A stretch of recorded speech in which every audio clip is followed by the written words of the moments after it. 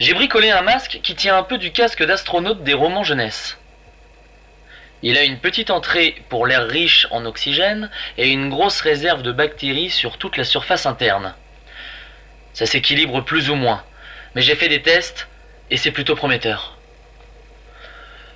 Quand je déplace les bactéries, elles deviennent instables et meurent en quelques heures. Mais quelques heures, c'est tout ce qu'il me faut pour en savoir plus. Je n'ai pas réussi à créer une lumière chimique qui ne serait pas dangereuse avec les moyens du bord. Honte sur moi! J'ai du mal à me concentrer. Même dans mes brefs moments de repos, je rêve de pression d'oxygène. À la place de la lumière, j'utilise une longue prise de courant que j'ai coupée en segments de 10 mètres. Ce sera un fil d'Ariane en pointillé pour baliser les intersections souterraines. J'ai aussi bricolé un sac à dos pour mes échantillons. Évidemment, l'idéal ce serait de trouver une route qui me ramènerait au désert et à la base. Mais j'ai pu survivre jusqu'à présent en comprenant et maîtrisant cet environnement étrange. Militaires, archéologues, médecins, rois du Rouk, ils seraient tous morts. Seul un biochimiste pourra tenir encore quelques jours, le temps de trouver une route. Il y a une route. J'en suis sûr.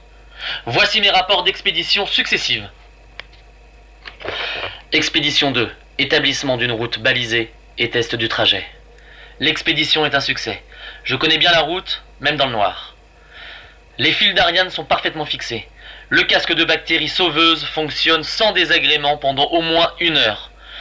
Messieurs dans la salle de contrôle, vous pouvez tous vous lever et applaudir. Expédition 3.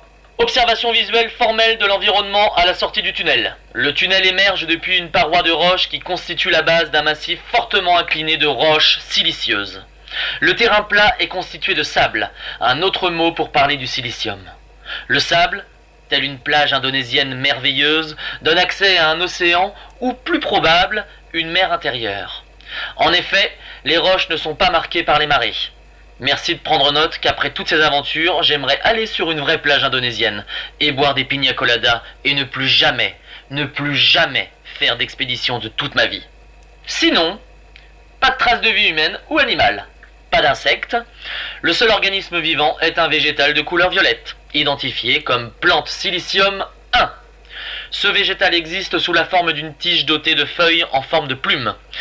La taille varie de la petite pousse de la taille d'un ongle à un gros tronc de 5 mètres de circonférence, grimpant sur la roche comme un lierre géant.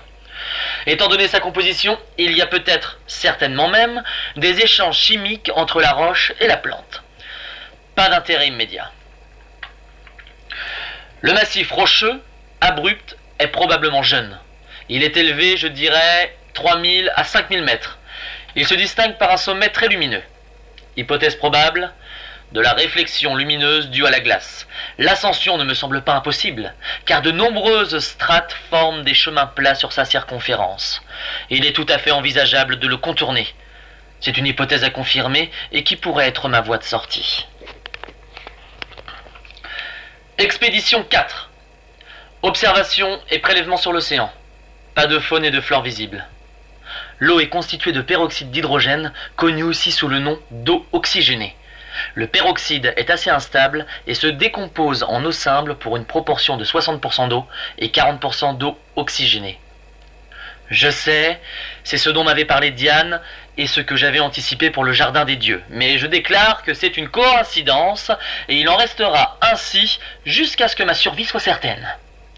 Le peroxyde d'hydrogène explique sans surprise la densité en oxygène de l'atmosphère.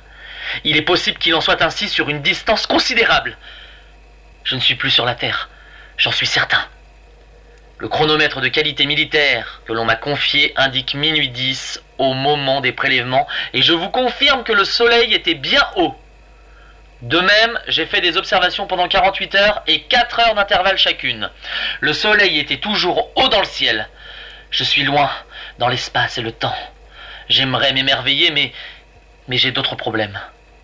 Sur ma checklist, par ordre de priorité. 1. Sécuriser une zone respirable sans danger. 2. Trouver une façon fiable d'obtenir de l'eau et des vivres. Il me reste 1 semaine et demie. 2. Si je fais attention. Et 3. Comprendre comment je suis arrivé ici et trouver un chemin de retour. Si toutefois j'échoue à l'une de ces étapes, il faudra que je rassemble un maximum d'informations pour aider la malheureuse personne qui viendra un jour ici, comme moi, par accident.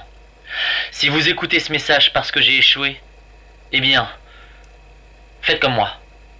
Tentez de comprendre. Nous sommes ainsi, nous autres scientifiques. Nous collectons des données pendant le petit temps de vivre qui nous est octroyé, pour nous hisser plus haut dans la compréhension du monde.